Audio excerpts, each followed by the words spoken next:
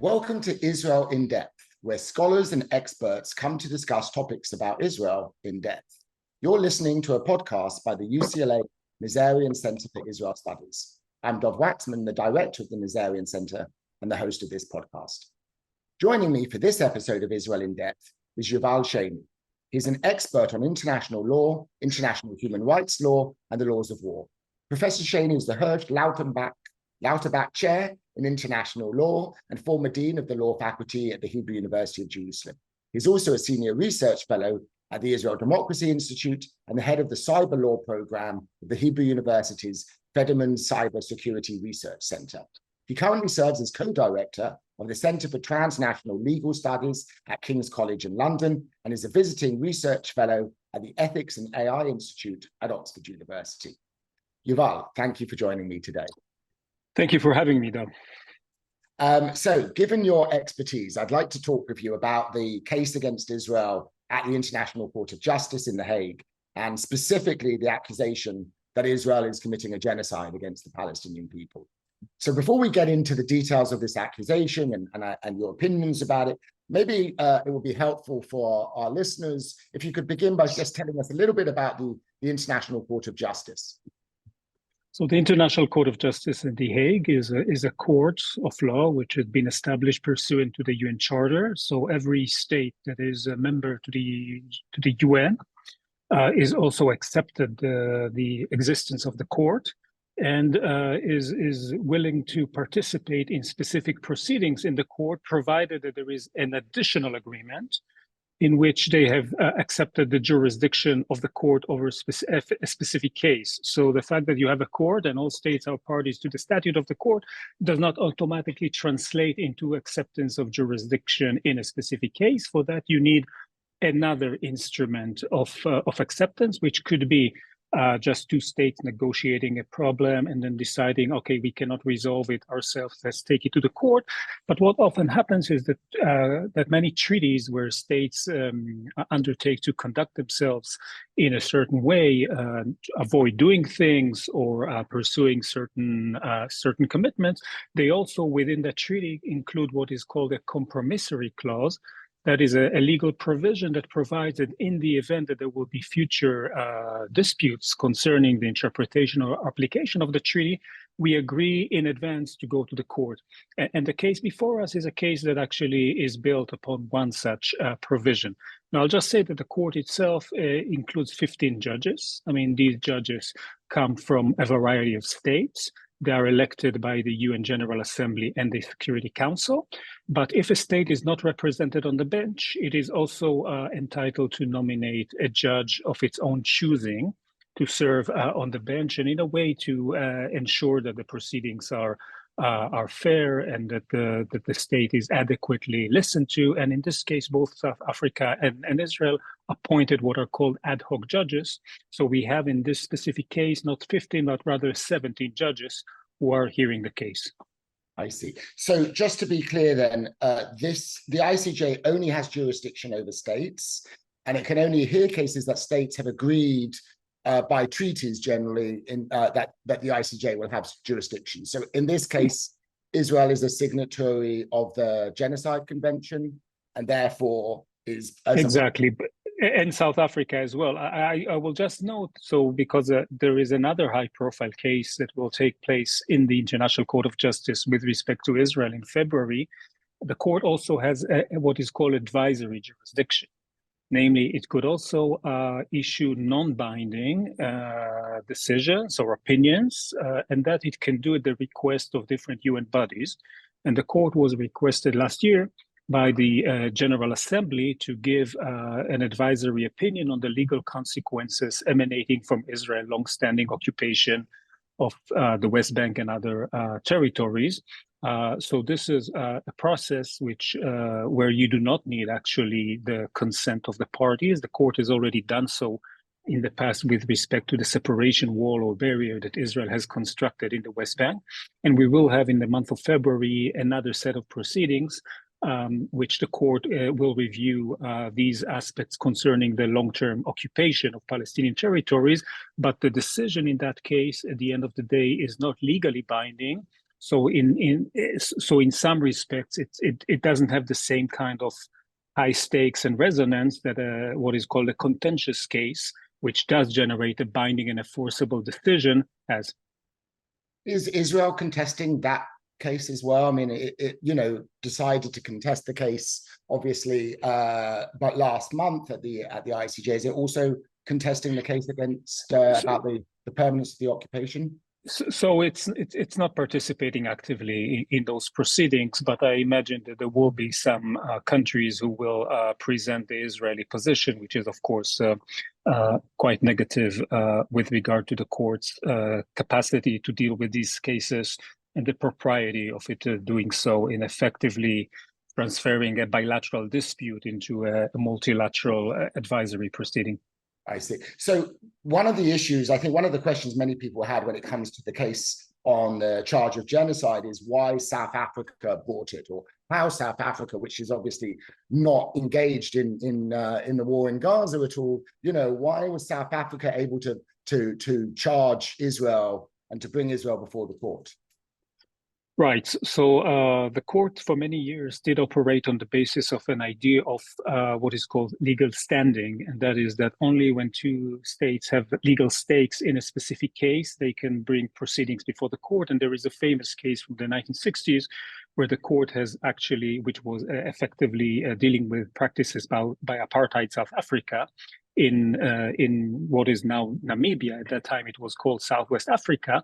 And two African countries were trying to challenge the application of a version of apartheid policy to Namibia by suing South Africa before the International Court of Justice. And at that time, the International Court of Justice held that it does not have jurisdiction to deal with a case involving states that do not have a direct legal stake in the conflict. And that decision has been heavily criticized over the years, and the court has reversed itself already in the 1970s by developing this theory which says some rights are actually bilateral in nature, but with regard to some international law rights and obligations, the entire international community has a stake in their implementation, and basic human rights and also the prohibition against genocide would qualify as these types of rights, which are called erga omnes rights. So the theory here is that when a state is committing not to commit genocide or not to engage in acts of aggression, it is not only taking an obligation with respect to the immediate victim of its violations, but also with respect to the entire international community that has a stake in enforcing. So this is like a public interest litigation notion, which is being applied. Now, for many years, this was more on the books than in practice because states were not so keen to sue one another without having an immediate legal interest in doing so. But this has been changing in recent years. And I think we have seen a very dramatic development in the last 5 years where we've had another country from Africa, the Gambia, bring legal proceedings against Myanmar on the basis of the Genocide Convention pertaining to the treatment of the Rohingya minority in Myanmar. And in that case, the court has held 2 years ago that it does have jurisdiction in the case on the basis of this erga omnes theory. And this, I think, inspired other countries to try to seize upon this legal avenue and to bring cases. And South Africa has been effectively the next state in line to build a case on this, bring a case on this theory. And interestingly enough, Israel didn't even challenge this aspect of the case. It accepted that in principle, South Africa could, on the basis of this erga omnes principle, bring the case forward without actually ascertaining its legal standing in the case. I see. Has there been, so in the case of Myanmar, was that the first time that a state was charged at the ICJ with genocide? Have there been other cases? And if so, how were they found? Were they ruled in? So there have been 3 previous cases involving the Genocide Convention before the court. 2 of these cases involved the war in the Balkans. And in both cases, the country that was bringing the charges, you could say, was the victim country who was actually directly targeted by. So both cases were brought against Serbia, one by Bosnia and Herzegovina and one by Croatia. And in those cases, the Genocide Convention was invoked, but there was no need to discuss the erga omnes dimension of the case, because it was the immediately interested or impacted country that was bringing the case. The other recent high-profile case that we've had in the court that involves the Genocide Convention is the Ukraine versus Russia case, which is pending before the court, or which is looking at the invasion from 2 years ago. But this was, first, it was brought by the countries who were immediately in war with one another, but it was also brought in quite a strange or unique configuration to the court. The country who was raising the claim was Ukraine, but not in the sense that it was alleging that Russia was committing genocide, but it was alleging that Russia basically made by false pretense an allegation of genocide against Ukraine in order to justify its intervention in the war. So basically, the court is asked to declare that Ukraine has not actually committed genocide. It's like a libel against. Exactly, like exactly. So it was wrongfully blamed for a crime it did not commit, and it asked the court to basically exonerate it from this allegation. I see. So let's turn to the case at hand then. What do you think South Africa was hoping to achieve by bringing this case before the? Was this about a kind of shaming exercise, or was it more? Did it have more kind of concrete policy objectives? Well, I think, I mean, part of it is speculation, and part of it is probably more direct to the case. I mean, it's more it's probably more apparent. So South Africa obviously is very much concerned about the situation in Gaza. The South African government has a long-standing relationship with the Palestinian liberation movement. It's the ANC and the PLO are sister national liberation movements. There has been a long-standing solidarity by South Africa with the Palestinian people, and I think they were generally concerned about the plight of the Palestinian people and about the deteriorating humanitarian situation in the Gaza Strip. And they thought that by bringing a case to the court, they may attract more international attention to the situation, and possibly also to what they consider to be violations of international law by Israel. And they might have also hoped that the court would intervene in ways which would be quite dramatic and would order Israel to stop the war, in the same way that it intervened in the Ukraine-Russia case by ordering Russia to stop the war. Which Russia hasn't done, so I suppose. Which A, Russia hasn't done, and B, the court actually, 2 weeks ago in a decision, effectively removed this requirement by refusing to basically adjudicate further the allegations that the Russian campaign has been unlawful under international law. But that is something that happened after the Israeli South Africa provisional measures were issued. So I think they were hoping that there could be an intervention that could actually make a big difference on the ground. But of course, I mean, one can speculate that there could be other reasons. I mean, for a country from the global south to put itself in this position, I think is a way to assert its leadership of the global south. There have also been speculation that South Africa, being a BRICS member, has also saw this as part of a broader agenda to challenge the United States and some of its allies, and this could be seen also as part of this race for or struggle for global hegemony. So I think, but this is again more speculative. The first grounds, I mean, are more, I think, directly implicated in the language of the case. So I want to ask for your opinion on this charge, but I'm first of all, I'm curious. You know, how do you think Israelis received this when news broke, and they and the picture, the image of Israel appearing before the ICJ, charged with the crime of crimes in many ways. Right. Israel, of course, established in many people's minds, in part in the aftermath of the Holocaust, as a response to the Holocaust. How did this domestically hit Israelis? Well, I think you can maybe divide it. I can divide my answer into two. I think I think most Israelis would not really consider the IDF's operations in Gaza to be genocidal in nature. I think this is across the political spectrum there would be a very broad consensus that this assertion does not adequately or accurately reflect the actual nature of the campaign. And I think for most Israelis, this seems like quite an incredulous allegation to make, which one could attribute either to naivete or lack of familiarity with the conditions, or to some more nefarious motives. I think the second level, I think many Israelis are cynical generally about international interventions and about UN bodies and UN courts, and they see this as a terrain or an arena in which Israel would always be castigated and would always be unfairly treated. And I think that this fell very much into this narrative of Israel being endlessly condemned in the UN, and now Israel being dragged in the mud before a UN court. And for many Israelis, they see it as part of the same continuum.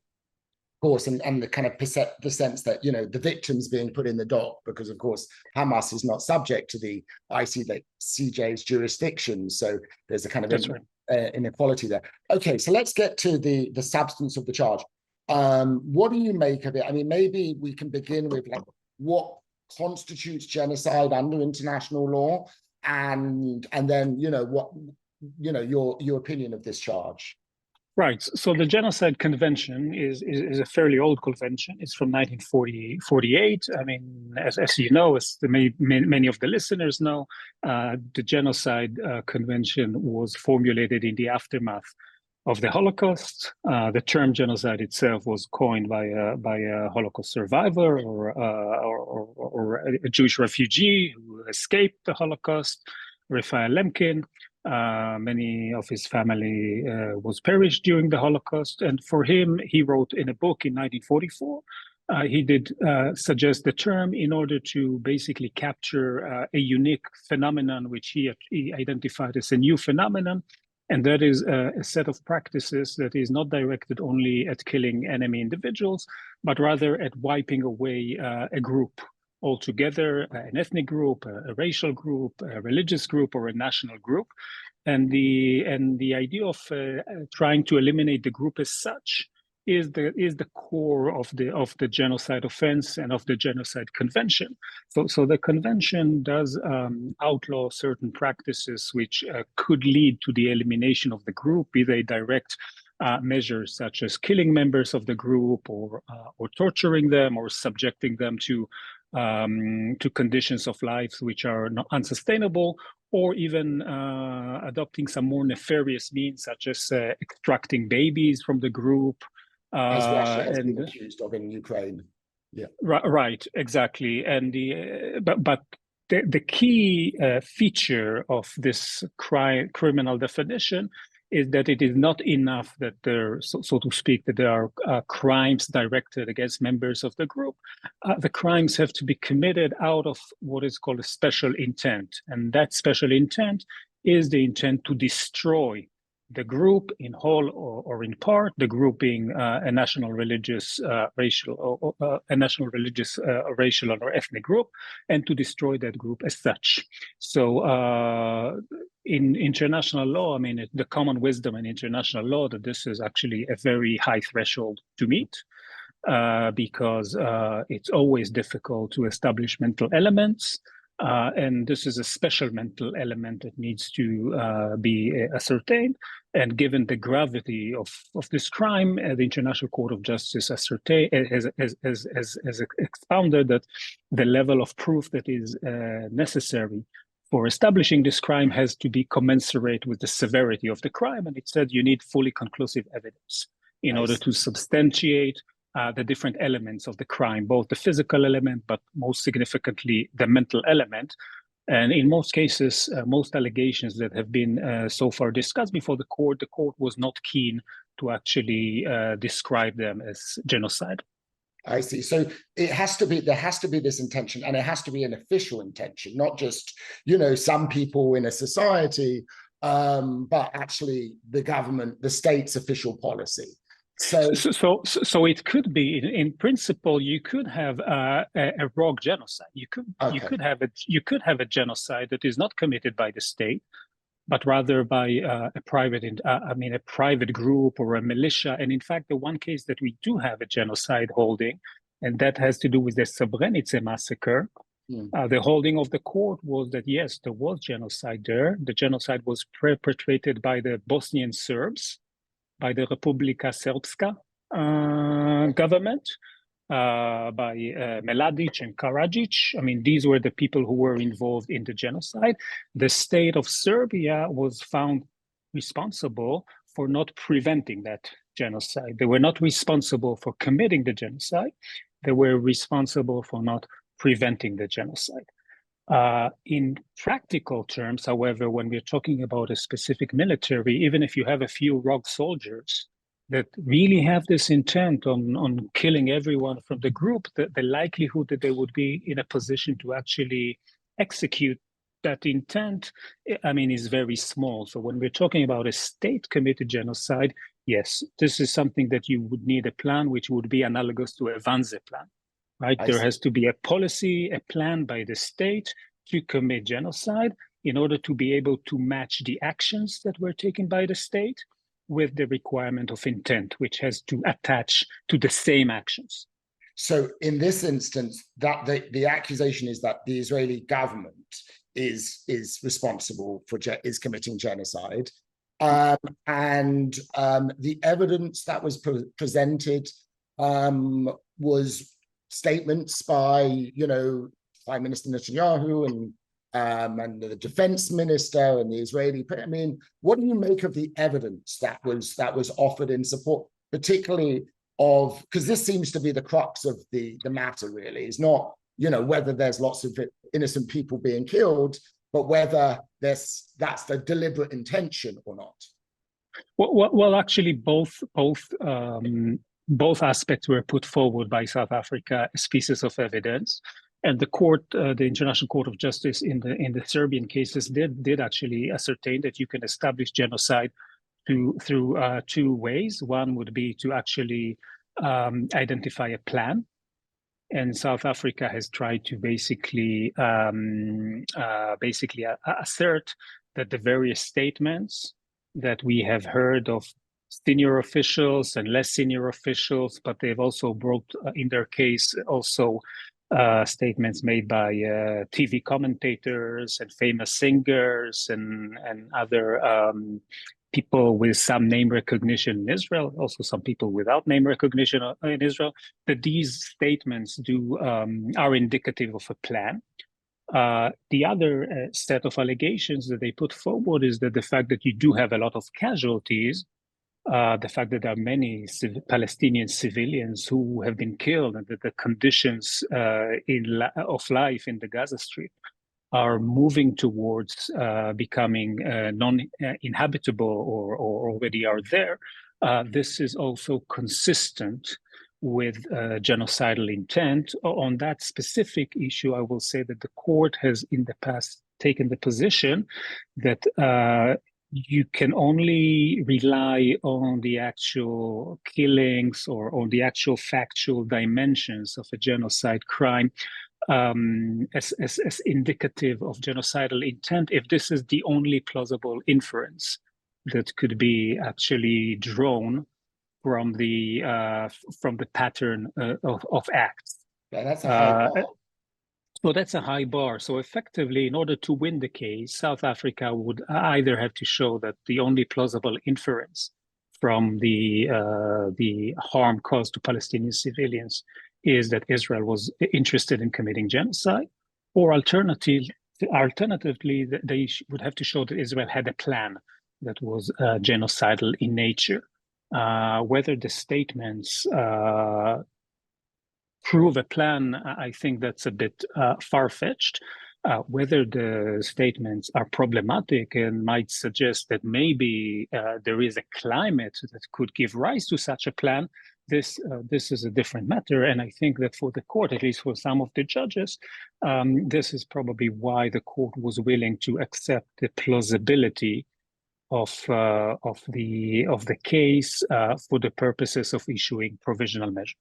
So let's unpack that a bit, because I think since the ICJ issued its interim ruling on the 26th of January, I've heard totally different interpretations of that ruling. The kind of pro-Palestinian side and those who have been, asserting for months now that Israel's committing genocide in Gaza have taken that ruling and the plausibility statement to say, well, the ICJ said it's plausible that Israel's committing genocide, ergo, we've been right all along.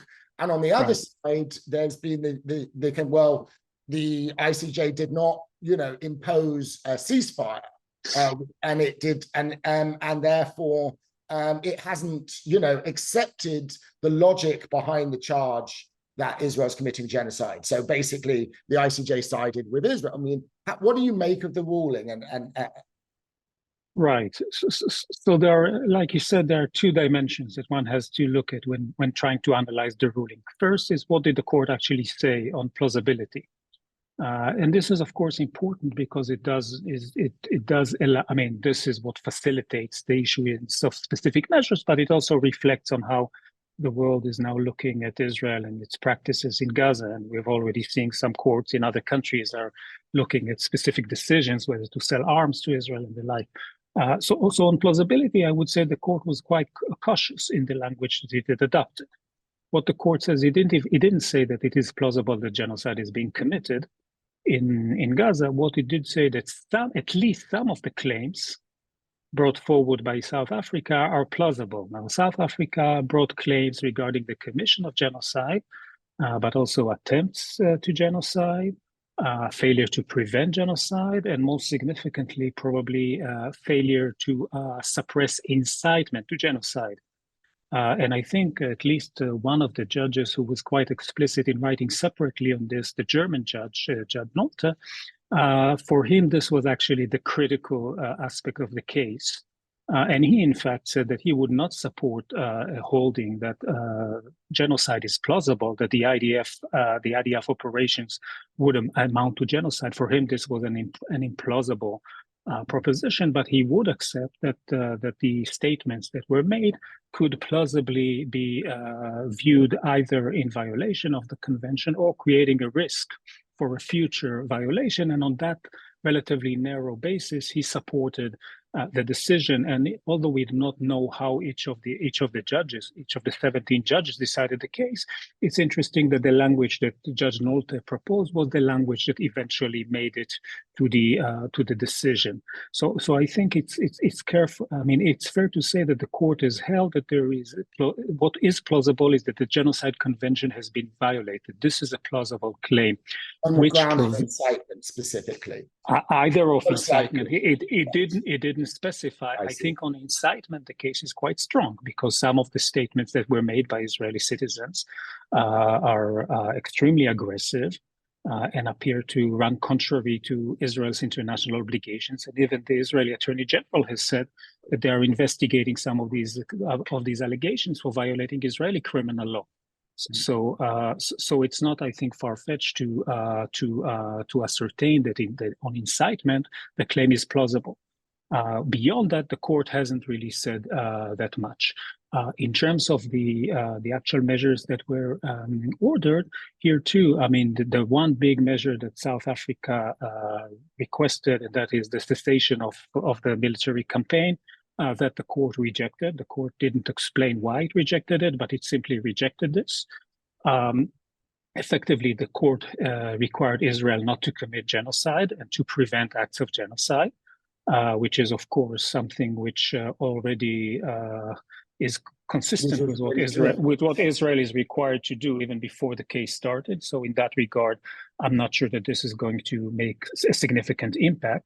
Where the court did issue, I think, more important or more meaningful provisional measures is with respect to humanitarian aid, where the court has made an explicit requirement that Israel would effectively enable effectively and immediately enable the introduction of humanitarian aid, and that Israel would crack down on incitement to genocide, will take action to incitement, and finally that Israel would report to the court within a month on the implementation of these measures. So I would say that on humanitarian aid and on incitement, the measures are not meaningless, and they would require Israel to basically show some significant action, the acts that they have taken in that regard.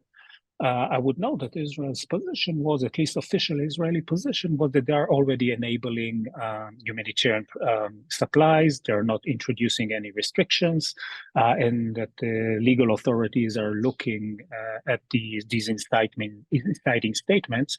But of course, being in a position that you are actually monitored with regard to the way you implement these obligations could make a significant difference on the ground. Do you think it's had any impact so far in terms of how either the IDF's been conducting the war, or in terms of the allowing more humanitarian aid? And has there been any impact? I mean, now of course there's the big focus is on the potential ground operation in Rafah. Is this rule, the interim rule, and maybe the possibility down the line there's going to be a final rule? Is this actually making any difference other than in the war for public opinion? So it's hard to tell. I mean, what has happened, I think, concurrently, is that Israel did wind down the operation. The operation now, I don't know how many of our listeners and viewers are monitoring, but the operation now is significantly smaller in size than it was a month ago. There are far fewer troops, Israeli troops in Gaza engaged in active fighting. Israel has already made this representation to the court that it is in the process of winding down the operation.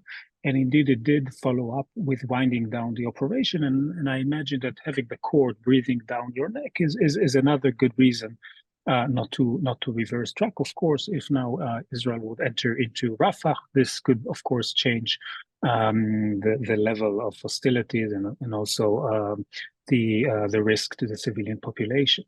With regard to humanitarian aid, we've already heard the IDF actually cite the fact that there are provisional measures as a reason for the IDF to be tougher on some of the domestic demonstrators that we are seeing inside Israel, who are trying to derail the provision of aid on the basis of the argument that as long as the hostages are not getting access to ICRC visits and humanitarian support, then Israel should not be in the business of providing or facilitating humanitarian aid. And here the army basically took a position. We have no choice. We are operating under ICJ orders, and therefore we cannot accept any a considerable interruption of the process of sending aid to our territory. So this is maybe a small sign that official Israel is more sensitive to its legal obligations. But I wouldn't say that there has been a sea of change so far. I see. And the actual final ruling is years away. Is this not, now that there's kind of what's next, I suppose, in the process, now that the ICJ's issued its interim, do we just have to wait for years until a final ruling is made and nothing happens in the meantime? Yeah, so I think stuff will happen, and I already have a good sense that stuff will happen. First, we already have another country asking to intervene in the process, and this is Nicaragua, who has asked to intervene, and it has asked to intervene in a rather controversial manner.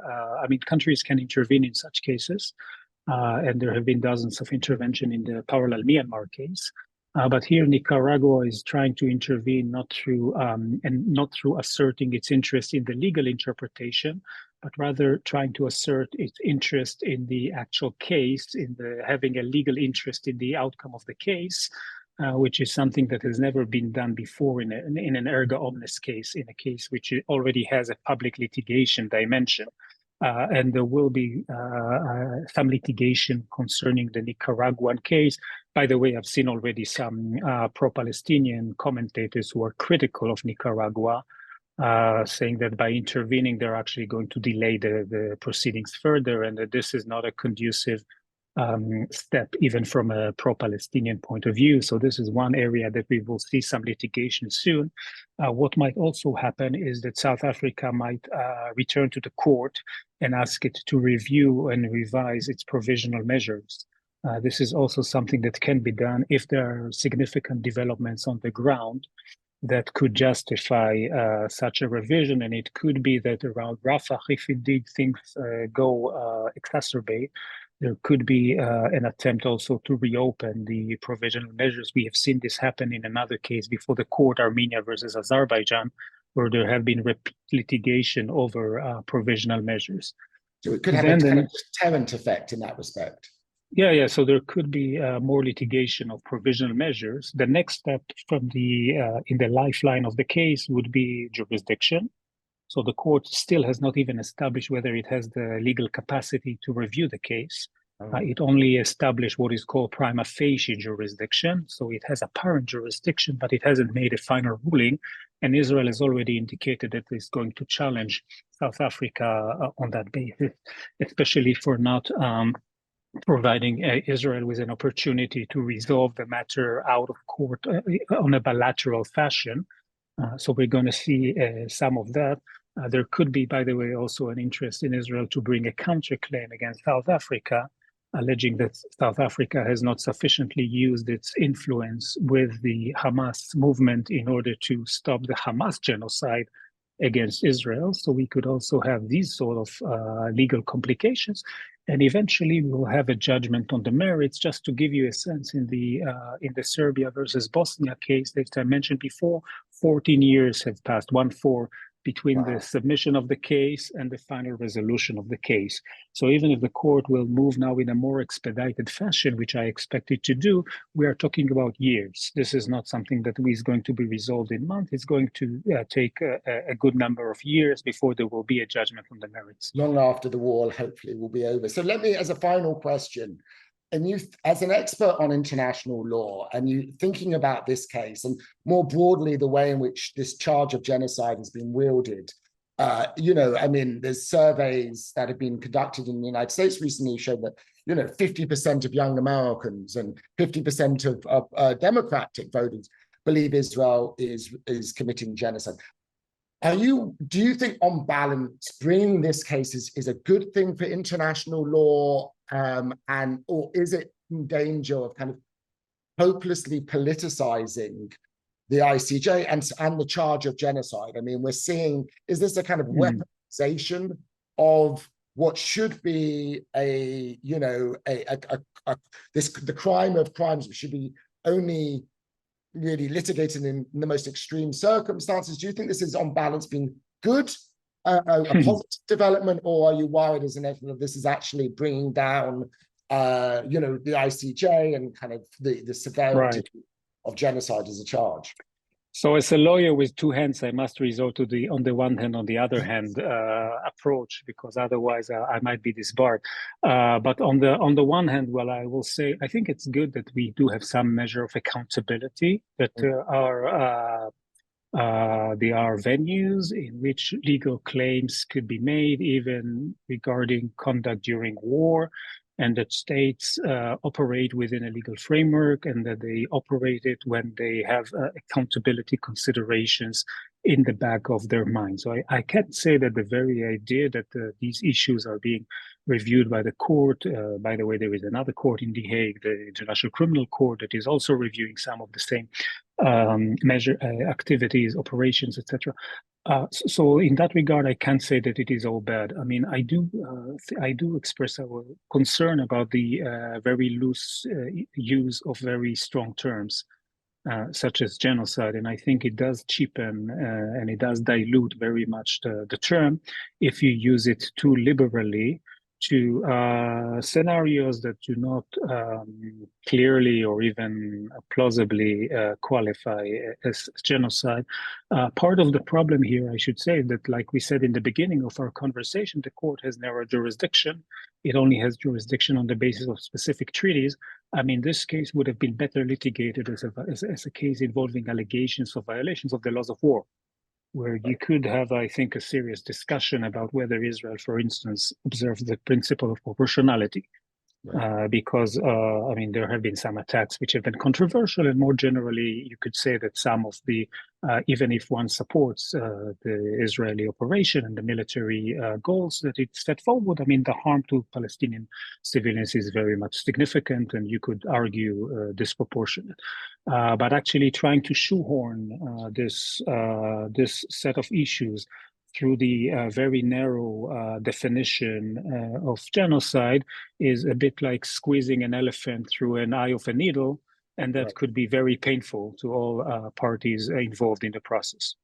Right. So in a way, it's also served, in that sense, as being counterproductive because it's focused on this extreme crime, which I think the evidence for that is weak at best, and maybe taking attention away from the more broader issue of war crimes, about which there might be more serious cause for concern.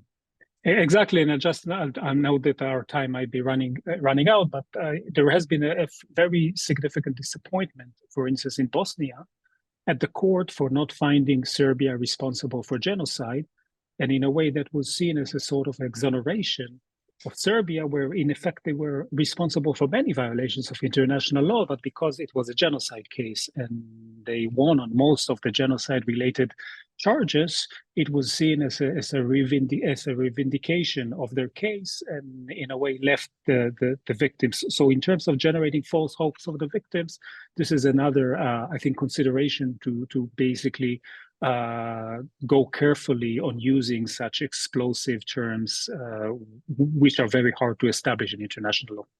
Right, and I just end by saying I think genocide, legally speaking, isn't worse than other violations or than other war crimes. Is that right? It's not I mean, in the public mind, it's worse. But it has a particular stigma, but I wouldn't say that. I mean, crimes against humanity are sufficiently bad in international law. You don't need to use the nuclear option of resorting to genocide in most cases. Right.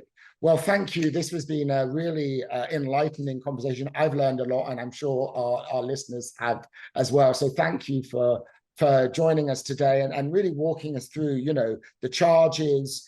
And I think in many ways, the way in which this is often presented publicly is in a obviously very grossly simplified manner. So I want to thank you again for really bringing your expertise and explaining that, the substance behind all of this. And I want to thank all of our listeners for joining us. This has been an episode of Israel in Depth, produced by the UCLA Nazarian Center for Israel Studies. Thank you for listening, and be on the lookout for more episodes soon. Thank you.